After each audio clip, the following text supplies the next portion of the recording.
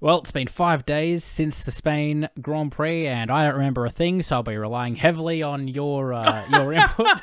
Yeah, okay. Yeah, we had the Spanish Grand Prix. I guess just go straight into it. What did you think of the new layout? Do you think it produced better racing? I think it did personally, but keen to hear your thoughts as well because I know this is something that you were pretty keen for. Yeah, I mean, the cars look quicker through there anyway, and you're right, we did, I think it would have been in our preview, we touched a lot, how it was saying it could be interesting with these corners, how it's going to play it either one of two ways, right? The second to last corner and the last corner are either going to be flat, and then it's like, well, it could still be interesting, it extends the straight, it could put more wear on tires, so that's not a bad thing. Yep. Or it could mean for things like quali, it's not flat, or some cars are barely flat, and that could make it interesting. And right off the bat into practice, everyone looking was going, is it flat? Is it flat? And most people were lifting, braking, downshifting. Red Bulls were nearly doing it flat, and I went, this is playing out exactly as we hoped. So it's perfect. it was nice to follow that in practice, and then leading into quali, which I think that last sector actually made quali quite interesting as well, you know? Yep. Normally they kind of meander around those curbs and just try to get a bit of traction, but it's like, whatever. This was like, you know, you want to get pole or you want to get a few positions, just have confidence and just fly through there, you know?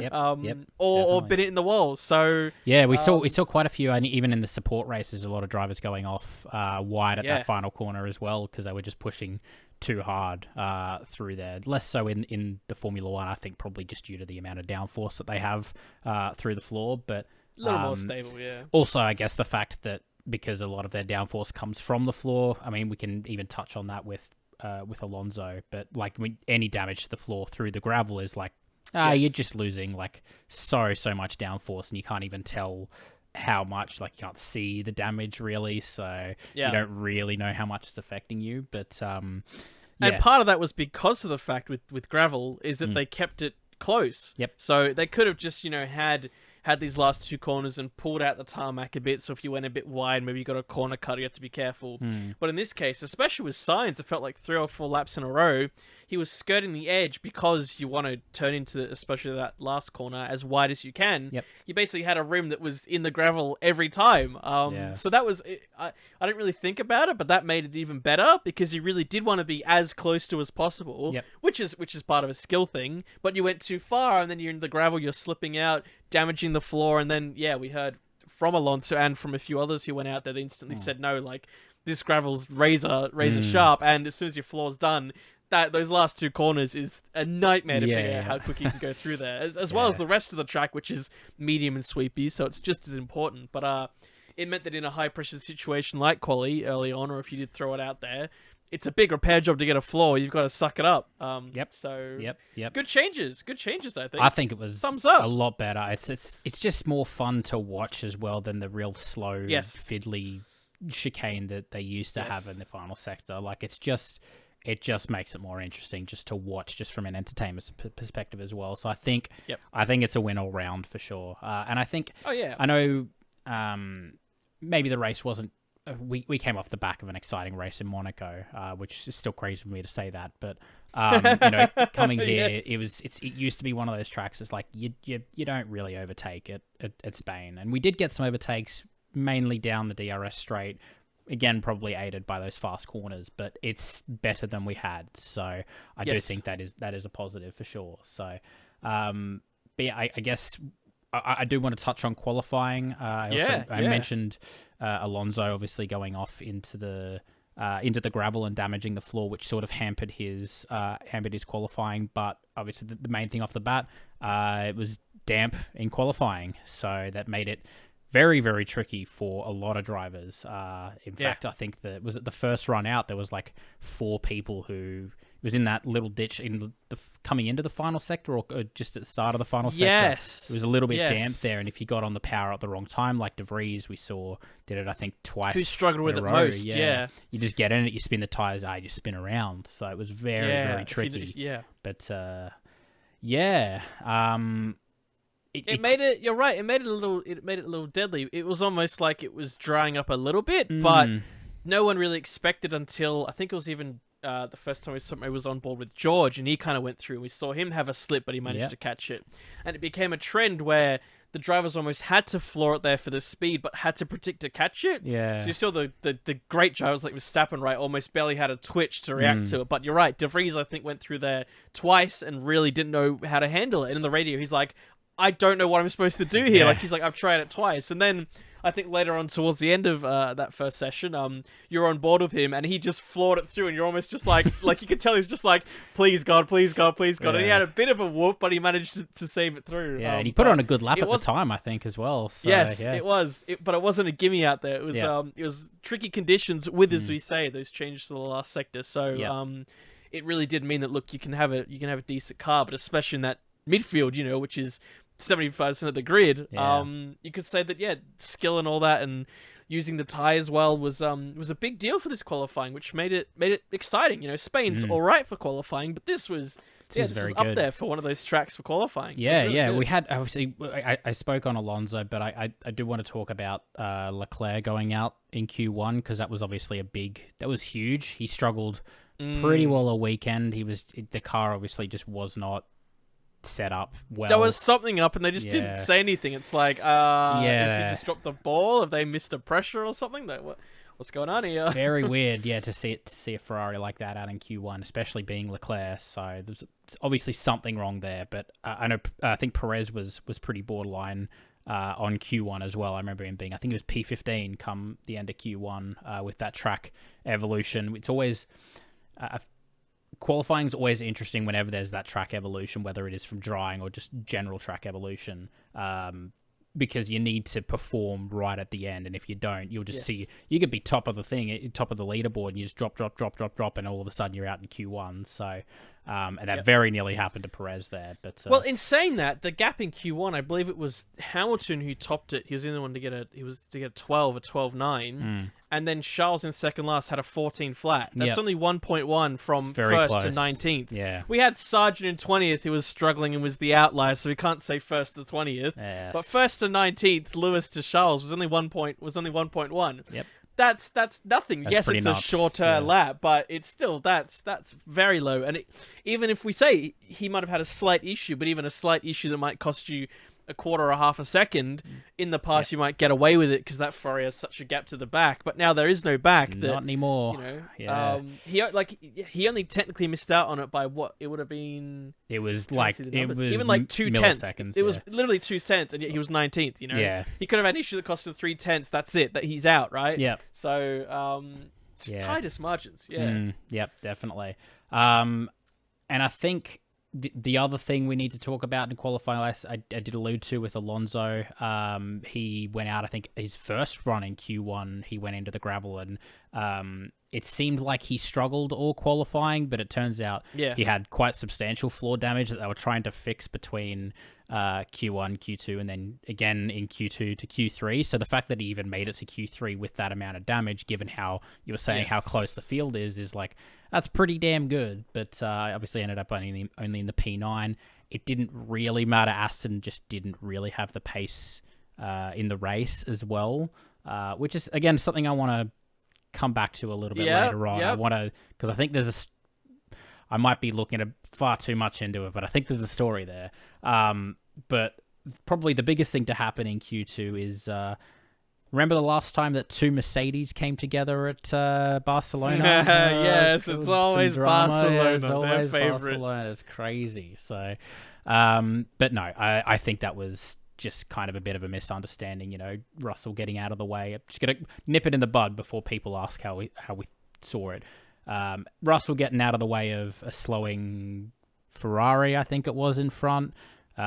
Just so happened Hamilton was behind him. They get a bit caught up. But they finished P2, P3 in the race. Everything ends well. It's fine. Everything's happy. Mercedes is great. It was strange because I think... it was strange. I'm still trying to recall because even then they weren't even sure how it kind of happened. Even both sides were kind of like, we're not really sure. Because as they say, Russell, from what he was told, he's told that Ferrari was there. He wasn't really told Lewis was coming up in pace. Russell wasn't dawdling around. He was going quite quick himself. It's just that Lewis seemed to have such a slingshot. Overspeed, And he thought that Russell might have been moving across for him when in reality... Russell was trying to get a bit of speed and wake off the Ferrari, and then he moved back to take the line, and then Lewis was just rocket, and they kind of like it could have happened to anyone. It's just that it had to be the both of them, right? It had to be, yeah, of course. It was a weird one, yeah, because obviously Russell let that Ferrari through to finish their hot lap. I forget which Ferrari it was, but to finish their hot lap, and then he obviously wanted to get behind the Ferrari to get the slipstream to start his hot lap. To then get back past. But if you watch Hamilton's onboard, he's coming up behind Russell. You don't even see the Ferrari until Russell's already moved across the left. And you're like, oh, there's a Ferrari there. That's why he moved. So it's understandable why there's just a bit of confusion there. But I just had to bring up Mercedes crashing at Barcelona with each other again because history repeating itself, blah, blah, blah, etc., etc. I think the other big thing in Q2, obviously, Perez made it out, went out in Q2 as well. He was P11, was he? Uh-oh. Yeah, so who predicted that Perez would be losing the plot? No. Ooh. Not great, is it? You know, Max's only potential championship rival is already starting to slip away after the Monaco weekend, and it's pretty far gone now. I feel like I think Perez is just sort of, I don't know if he's starting to feel the pressure. I don't know what it is, but it just feels like he needs to find something again. Yes. I couldn't put it better. Yeah. I don't know what he needs to do. Like he obviously has it, but he did make up to P4 in the race, but you look at that and you think, well, Max would have got P1 from where he started. Like, he would have won the race from where he started, and Perez couldn't even get on the podium. It's like, yeah, I think he needs to find a little bit more. I think especially with Mercedes potentially on the up and up, both drivers performing and pushing each other, I think there is a genuine risk of Red Bull potentially losing the constructors if Perez continues his form the way he is, especially if Mercedes can now secure the P2, P3 going forward. If they can sort of continue that trajectory, I think there's a very real risk that Red Bull may slip into the clutches of Mercedes come the end of the year. So I have no doubt Perez is able to find whatever he's missing, but it just feels like the last few races he needs to pull his finger out a bit and sort of figure it out. But I don't know if you have any more insight, being the, No, I mean, I was going to say, I think for Red Bull and the constructors, if Max is so dominant as he is, it would take really even nothing from the other seat would be hard unless Mercedes now were 2-3, 2-3, 2-3 every race to claw back what is a staggering gap, right? Yeah. So I think even from a constructor's standpoint, as bad as Perez does, they'll probably be okay. But if you're talking about Perez, who should get a free P2 in the championship standings, really, if he's got his marbles together, that's totally out in the open. Whether that's because of Mercedes, whether that's because of Alonso, a resurgent Ferrari the last half of the year, I know I jest, but you never know, right?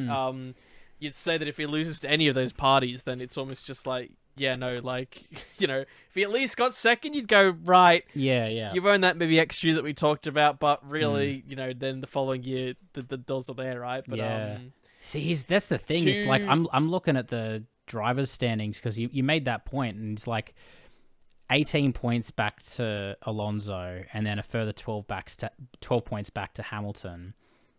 And if Alonso had performed at the level you thought he was, that would have been absolutely nothing, right? Yeah, so there's no reason to suggest that he won't come back. Yeah, very true. So, it's a lot closer than I actually had first thought to Perez. So yeah, you're right. He is very much in the clutches of 2 or 3 drivers probably back there. And if he didn't have that, as I say, I think that'll be no defending that, to be honest with you. Does that mean Ricciardo's going back to Red Bull seat number 2? No. I don't know if did you want to talk about anything else in qualifying? Otherwise, we can just sort of talk about the race. Just wanted to talk about the big things that happened there. But we come to the race. I think, I guess a little bit on qualifying, but Sainz 2, Norris 3, Gasly 4 before he got his penalty, and then Hamilton P5. Penalties, yes, very true. 2 3-second penalties. That was not great for Gasly. But before that, we had like 5 different drivers, or 5 or 6 different teams in the top 6, I think it was, something like that. Yeah. Or 5 different in the top 5, something like that, which already by itself is like incredible. You don't see that like at all until this year, really. Unless you have wacky conditions or something like that, right? Like a 1-minute shootout. Some people get lucky, some people don't. Yeah. But huge, very, very good laps, very strong laps from Sainz, Norris, and again, the Alpines seem to be there or thereabouts. And as we saw with both the Mercedes, they absolutely killed it, and they still have that race pace to be able to come through. I'm going to say this now. I think Mercedes, in terms of the race day, particularly strategy as well, I think they have one of the best race cars outside of the Red Bull. They have one of the best race cars. One of the best, that's correct. Yes, true. They're probably the second best race car at the moment, and I think they have the best strategy team at the moment as well. I think I said this in one of the previous videos, but they just always seem to be able to react to the situation and capitalize on anything to get the maximum amount of points, and almost overachieve what maybe their car performance has been. So I think they're at the moment you can never really count Mercedes out, and if you make a small slip up, even as an Aston Martin, Ferrari, maybe even a Red Bull, they're going to be there to take the points off you. Because that was the strong trend we had last year, really, and then they started this year and it seemed a bit rocky. But as we say, they had this big package, and this weekend was a good showing of drivers and team. And yes, in a weekend where they had that collision on track, it wasn't straightforward. And it wasn't a straightforward race by any means. They're going into it, everyone talking, it's 2-stop versus 3-stop, and I'm like, I'm glad we're having this conversation again. It's not 1 versus 2, it's 2v3. And as you say, there's cars all over the place, and yes, it's not too hard to overtake here, but generally if you have a 2 or 3 stop, it means that getting stuck behind a car in traffic can be dire, can be bad news, and you need to have either good strategy team that know when to box, that can leave margins for pit areas and such, but still then your pit team's got to be on it, or drivers that then can overtake if they need to. And Lewis and Russell on track did plenty of passing when they need to, but they also didn't get too, badly stifled in the strategy and when they got put out as well. So you can have a use case about how that's the Mercedes, how they want to operate, and they totally deserve that P2, P3, when if they slipped up a bit, they easily could have lost that to Perez coming back, or, got stuck behind someone in the field from one of the drivers, but they didn't. They cashed out the maximum they could. They couldn't get the max, mind you, but I think it was unlikely to, let's say. Outside of that, though, this is what that they need to be here for. And as I say, I was saying this to my dad the other day. We've always been a bit of a Mercedes haters because we were very much getting to the sport during that dominance. But you see them now as one of those underdogs trying to get to the top. And this kind of performance, you went, that looks better. Yes, it's cool to see Aston there, but this is still in their infancy. We don't know if that's temporary. We've only really had Ferrari recently, but you still get your hype up, then let down. But this was just you never bank on Ferrari, because Ferrari will always let you down. I know. Mercedes you do a few races later. At least Mercedes have a track record of being strong in recent times, whereas Ferrari always their recent track record is, hey, we've got a really fast car. Oh no, we shit the bed again. Sorry. So no, I completely echo all your thoughts. I think even with talking about us being Mercedes haters, it wasn't until last year that I realized I didn't actually hate Mercedes or Hamilton that much. I just hate the dominance at the top. I just don't want to see that. I just like to see that variety, because once they stopped winning everything, it's like, actually they're not so bad. Of course, and it's the same when Vettel was winning everything, and then how many fans did he have? It's always going to be the case, and so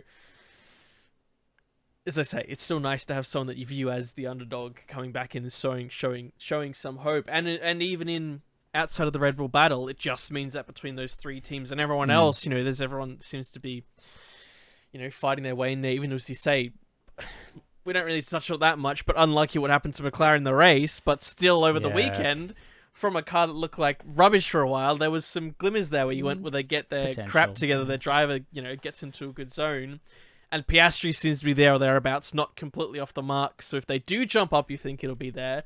Again, no real, gaps really sorting anywhere. So you see a team, they get everything together like Mercedes, and they deserve the points that they get, and that can apply to anyone. So it's it makes everyone have to work harder. They've got less gimmies, Yep. So yeah, sure. It was a good race for seeing that. I think so. Yeah. I do want to talk about a team that maybe underperformed a little bit, and that is Aston Martin. I don't know. I don't know how much, if any, damage Alonso was still carrying from qualifying. I assume they would have had it all fixed, but being Parc Fermé, for sure. They are allowed to replace like for like in points of damage. That's right. Yeah, so if it's damaged, that's right. Yeah, true. So there shouldn't have been any concern. Shouldn't have been. Yeah. From there. I feel like it was weird because I feel like every time we talk about how they struggle at like the top end speed, we're coming to a circuit that has really, you really need the top end speed, and they always seem to find a way to manage it really well. But it seems like here they just struggled. Just missed the mark a bit. Yeah. I don't know what it was, but I had my wild theory that I had is, you think about all the tracks that we've been to so far, and every single one up until this point, because we had Imola cancelled, every single one's been a street track. This one's the first proper circuit. Proper open kind of circuit, sure. I don't know if it's got something to do with the surface, maybe. I don't know if maybe they can get their car in the window a bit better on sort of maybe the less smooth type surface, or like, I know they talk about, they talk about Perez, who's really good at street circuits, and like, I don't know if it's a driving style thing or anything, but like, there is obviously enough of a difference between street circuits and purpose-built circuits that it changes. Like, even a certain driver can be good at one or not the other. So what's to say could be a certain car's not good at one and good at the other. So we'll have to wait and see. We're obviously coming into a long string of circuits, like actual purpose-built circuits. Strong circuits, yeah, where properly it's like who's got it and who's, obviously missed the mark and hasn't evaluated what they need to change for the next period. Yeah, so we could see if they still struggle across all these circuits, then maybe I'm onto something. But I know a lot of people have been saying maybe they just this weekend, for whatever reason, they just couldn't find the right window. Just went the wrong direction, right? Yeah, and that can easily happen as well. So, even though I've been to a fair few circuits, it's still relatively unique in its layout. Like, in terms of it has a lot of those medium speed kind of swingy, undulating corners, right? Often heavy load on the suspension as you kind of go through some of those corners. And it could just be that, that type of circuit and that type of high wear just didn't really work for them. Maybe they had to pull back enough for the wear, and then maybe. I guess because we didn't really see the true qualifying pace. Stroll out there did okay, but then you'd say he did okay, but in comparison to where he normally is to Alonso, you'd think Alonso would be a lot further ahead. So it's almost like, in theory, Alonso should have been here-ish. He probably should have been top there. 3, I reckon, in qualifying. Yeah, exactly. So then it might have just been that because in race pace and in how they set it up, and for the the car to last on the tyres, that maybe they just go in the wrong direction. Because as we were saying, this is really the first high wear type of track we had, especially with those 2 last corners. Even though there's less corners and it's a shorter lap, the load they put through those tires is immense, and it can be bad if you slip up, as we saw in practice and in qualifying. So again, this is then when you have instances like this, and then teams have to go out, and then it's their job to say what happened here. And the teams like Mercedes are the gods at figuring out, when they have a horrible weekend, exactly what happened, and they can figure it out and they can make adjustments.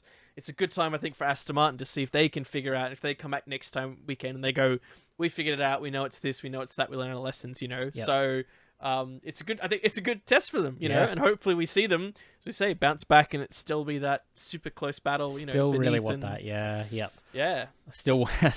I'm still banking on at least a Mercedes Aston fight for P2. I think Ferrari. I don't know. They've still got a lot of issues to work out. I think their race pace just is to be consistently up there. I think their race pace is consistently quite poor. poor, particularly at a circuit like this where the tire wear is high. They need to get on top of that degradation issues they've had with that car, like the tire degradation, is something that's been carried over from last year, like when they were actual championship contenders, and it seems like they still have that issue. And it's like, you feel like they should be working towards maybe rectifying that by now, but they still haven't. So I'm not... Well, they have that issue, and then they're still not even sure how to deal with it on the fly. Like, the drivers, they'll say, like, push +5. The driver's like, I can't do that. And they just go, well, what do you want to do? The driver's like, I don't know. It's just like they seem to be, wanting to do something. No one knows what to do. Yeah, they want to do something, but then they know the car can't do it, but then they can't figure out what the alternative is to actually make their car work. And they kind of just get stuck in this limbo. And we should say, I guess, in our preview, we said a lot of teams brought upgrades. Mercedes being one of those with significant upgrades, of course, in Monaco, but truly tested here. It was interesting to see that obviously they did quite strong, and obviously there's potential for them to be stronger. But Ferrari made fairly significant changes as well. It seemed like they... at the surface of it, simplified their side pods, especially the top area a bit, having it less undulating and more flat. And they said that this is going in almost a different direction to the Red Bull kind of thing, which teams like Aston Martin and others are converging towards, right? Where they're trying... This is like the first test of something new they're going to be implementing throughout the year. And part of you goes, well, cool, it seems like they've found something they're going down, or could this just be them further going off on a tangent or a rabbit hole that, that the same mistake Mercedes has just made? It's like, make sure you know what you're doing here, especially with the cost limit. There's a reason Mercedes took a year and a half to come back here, right? It's good that they have. Don't you do the same thing, right? You better have confidence here. But this first weekend, with that start of the change, I ain't seen anything right now that's like, this was the right choice to make. And you look at, like, even at Sainz, like he did very well in qualifying P2 and then dropped back to P5 because he just didn't have the pace of the Mercedes. Like, he just couldn't keep the Mercedes. Obviously, Perez coming through, you would expect Perez to get past. Well, but it was the Mercedes that stayed ahead of him, so the Ferrari could have done it, and Aston could have done it. Mercedes, both of them were the only one to do it. So it's not like it was impossible. So I think that's definitely something that Ferrari have to be cautious about. You're right. Keep an eye on whether or not they actually do start to make some gains. But we'll see. Hopefully we do have another good fight for P2. Like, I hope it keeps chopping and changing like it sort of has been the last few races. Like, we saw Aston, all the way through, and now we've seen Mercedes sort of start to fight back through. I do want to see that back and forth, because that's what makes a championship interesting for sure. So, of course. But yeah, I do want to talk about one more thing. We haven't done our FIA technical difficulties part of the we can pause that. Well, I think sometimes we do that and talk about the midfield. I think we'll talk a little bit about the midfield, and then we can go through that, because I think there's a little bit to discuss in that segment. So we can delve into that. Right.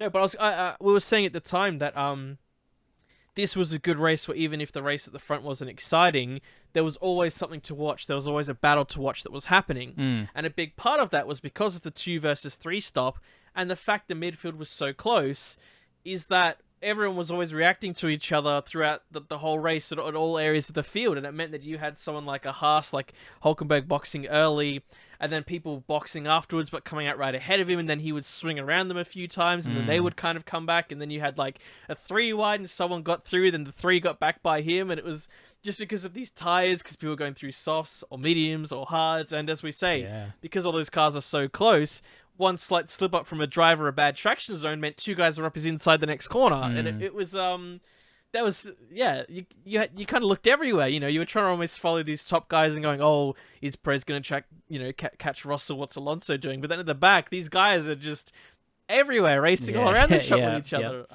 True. And it was, I think it was fairly respectful overall. We did have a penalty, which... it's contentious. Not that I want to talk about it in the FIA kind of shit show or whatever, right? It was one of my notes, but...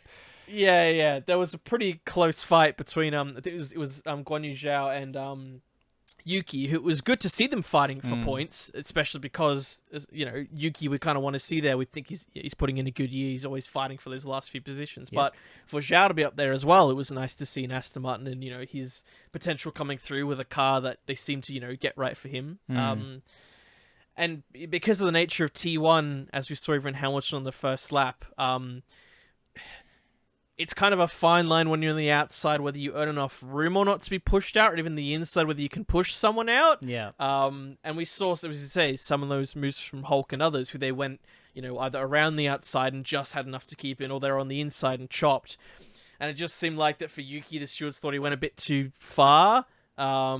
He seemed to, in the Yuki fashion, be like, oh, the other driver amped it up to say it was unfair. But then the drivers are always going to do that. This is F1. There's some level of politics. Whenever on the radio someone goes, oh, I think he sped the thing, I think he did this, of course they're going to report it because you've got to get everything you can. Otherwise, there's no point turning up. So,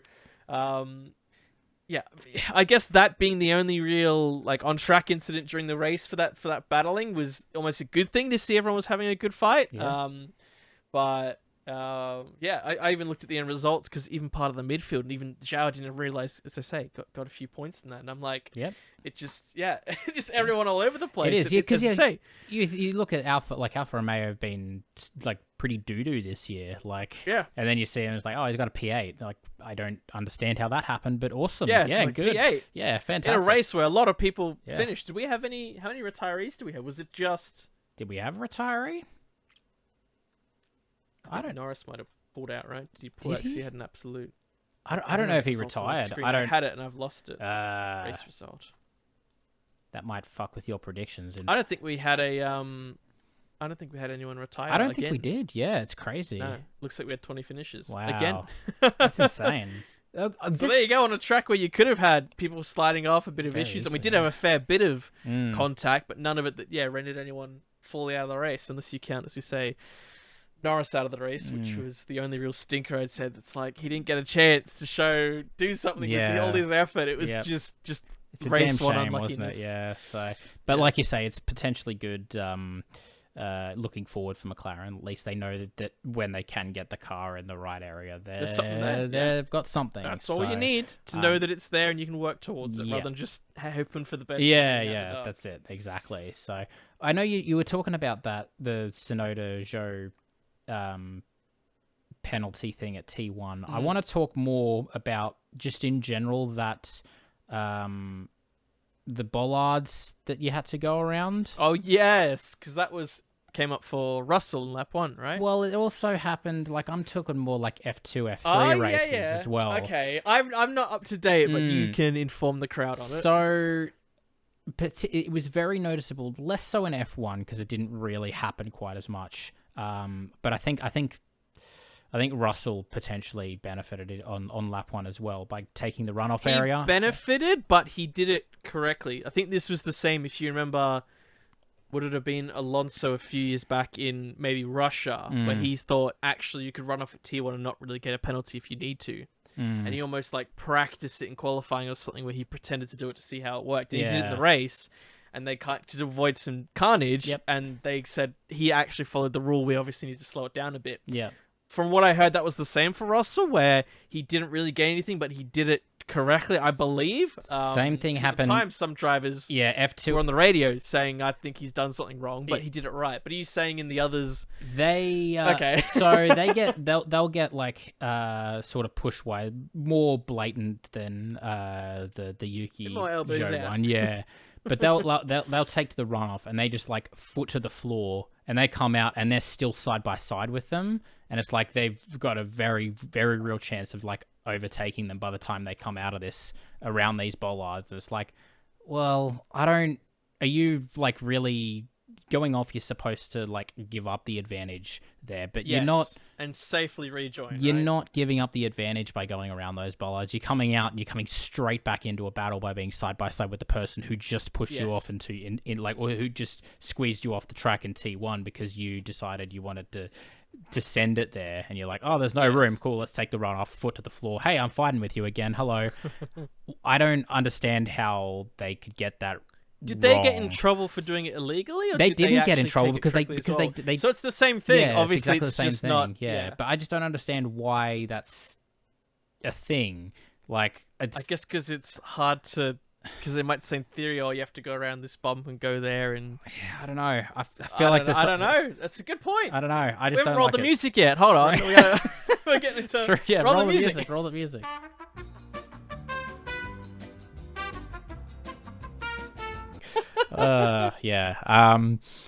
Yeah, I don't know. I just watching that in particularly the support races. I was just looking at that because I know the commentators were talking about it as well because they seem to think one of the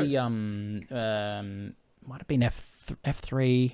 I don't know if it was F3 or F2, but one of them it's like there was actually like an investigation about like one of the drivers who went off as like, oh, did they do the one-off as like got noted and it was under investigation even though he completely did it correctly, but they were still checking it. They said, oh, he did it right, so you can't really give him a penalty, but he obviously like, even if in a vacuum it looks like he jumped off the advantage. But so it's like if you're having to like investigate that even though he did, like, it's very clear he did the right thing, that's bad. You can't do that. That's so bad. It's like, oh no, we have to take a closer look at this, even though you literally put those bollards in there so you can be like, okay, here's a very clear cut, you didn't go around it, cool, there's a penalty. Oh, you did go around it, awesome, that's fine. But the fact that you're like, oh, now there's this grey area again, it's like, no, we're trying to eliminate grey areas by putting these things in, like, which I'd say is it's probably good that they stuck to it, even if they recognize it needs to be checked and changed, which we've seen before runoffs. The one we had at Russia changed like 5 times. Yeah. People still crashed through a fan advantage. They never got that right because it's such a hard one to get right. They're probably going to look at this again, but I think not necessarily something to poke at the FIA out for getting wrong. At least they were consistent about it. So true. Yeah, it could be worse, but yes. Yeah.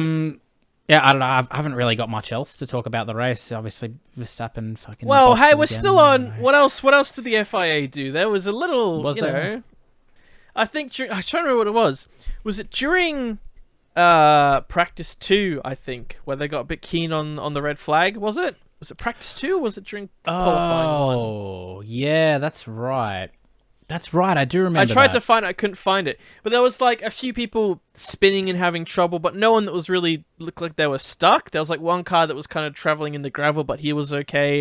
And I think DeVries might have... I think it must have been Q1. The start of Q1. It had to be Q1. And DeVries had his first spin, and they threw a red flag. And we were kind of looking around, the commentators were like, everyone's moving. Is there debris on the track? Do they want to sweep that water off? Like, my first thought was, well, they want to get rid of that, maybe that puddle that's there, because they think, oh, let's just get rid of it because this is silly. It could be dangerous, blah, blah, blah. Yeah. And then it seemed like after 5 seconds, they almost went, no, there's nothing really wrong here. So I just got a bit keen on hitting the button. I think we were looking at DeVries at the time, and we saw him spin, but then carry on. I think we were looking at Bottas. They jumped to a replay of Bottas after, who went out into the gravel but managed to keep it moving. It might just be they saw a car traveling in the gravel and thought, oh, he's stuck, he's done for, red flag. And then he just kept going, and then... Because who did we see? I think they ended up saying that it was because I think Albon went off and there was gravel on the track or something. He went off turn 5. Yeah, I think they said there was a bit of gravel, so maybe they were just I didn't see the gravel, though. I saw the onboard of Albon going into the gravel and then coming back onto the track, but they never showed the gravel on the track. I don't think there was gravel on the track. They might have been a little keen on being overly safe. I think there was someone sitting here with their hand on the button and then they're like, oh, whoops. Yes. And they've just hit it. So. Mike walked by him and went, excuse me, mate. He went, oh dear. Oh, I've done it again. So that was a little odd, but again, it's hard to judge when they're being overly safe, as we say. We can say, oh, they were a bit keen, but it's not like it's better to have it this way than to have it. It's better. Exactly. Well, like at Monaco. I did watch that Monaco race, and I was the accident actually happened a bit earlier than I thought, but still, I was just like, the fact that didn't play out well at all. No, and, at least they've learnt from that. So that's at least if like you say, if you're gonna be ultra safe. Or if you're going to go one way, go the ultra safe route rather than are you going to T-bone a burning car and a Marshall that's on the track? Don't go that way. Go the ultra safe. Yep. Just red flag it if you need to. But I still think it was very premature. It's not like it was Monaco where it's like, if you have to throw a red flag because there's a crash, then fine, do it. Because it's Monaco and there's a good chance that it's directly on the racing line because the entire track is the racing line. And especially in that case where you needed people to get on the track immediately, then it's a big Yes, unless they're clear from a million miles away, right? Yeah. Then no, you need to neutralize that situation ASAP. Yeah, but it's definitely not the worst thing the FAA has done. So it's a small episode. Just only play a little bit. Play a little bit of that intro, just a small amount, not the full intro. There was a few little things which I didn't see too contested. There was apparently comments that Gunther Steiner made about them and their stewarding recently. Apparently, there's like some code of conduct or whatever that you can't like verbally abuse the stewards per se. He was saying something like it's time to get these amateurs off and bring in some paid professionals or something to that manner, right? They had to formally bring him in to basically talk about it. They didn't see any repercussions, but I think they were saying, look, we appreciate what you're saying, but this isn't something, these are officials, etc. You can't just, go running your mouth saying they're a bunch of, amateurs or whatever. Wankers. Yes. So there was a bit of that. Mercedes apparently got fined because they had some people that they shouldn't have had in the Parc Ferme. I heard about that, yeah. Too much contested about it. So as I say, it seems like there's some things you could poke at, but I mean, hey, ever since we started this, they've been doing all right, but we will continue to critique them and watch them closely with a vigilant eye. We thought everything was good until Abu Dhabi, and then that one event was actually made it really bad. True, so we're watching you. We're watching you. Although we could say we could go the reverse psychology. Oh, well, we're cancelling the segment now. It's okay. You can. We're canceling. We're not going to do it anymore. And then they'll be We've right had a back copyright to their strike. We can never use it again. It'll be too risky. And then immediately they'll be back on their bullshit come Canada. So it's all good. We'll be live to report it instantly. on scene. We'll be there. Yeah. We'll be there overnight. Fantastic. But yeah, I think overall, like, even though maybe the race wasn't as exciting as maybe a lot of people expected coming off Monaco, I think there was still there's a lot of stories and a lot of things that have come out of it that make it interesting. Like you say, there were a lot of battles further down the midfield, but it bodes well coming into what's going to be a lot of races in a very short amount of time. After Canada, I know we've got a lot of European races, and I know they tend to do a lot of those back to back to back. So, hello. We're going to have a sign-off guest. Fantastic. If we even make it to Canada, it's the F1 curse. Canada's going through horrible forest fires at the moment. Even places in America, I heard about that. Yeah, everywhere is covered in a lovely orange sky. So we say we'll be in Canada, but we'll actually have to touch base and see. Yeah, that's a good point. Well, the F1 curse at the moment. It's not good. Yeah, not good. I know that. China and Canada. Like, I know they really want to get back to these places, but it just doesn't really seem to happen. It's true. It's true. So. But yeah, no, that was our debrief of Spain. We'll be back for hopefully our Canada preview, assuming it does all go ahead. Let me know if you've made it this far. I have got a new mic. I hope it sounds good as well. It's the same as his, but I haven't tweaked with it a huge amount. So if you have any suggestions, please let me know, and we'll try and get that sorted as well. But thanks for watching or listening, and we'll see you in the Canada preview, hopefully. Take care, everyone. Ciao.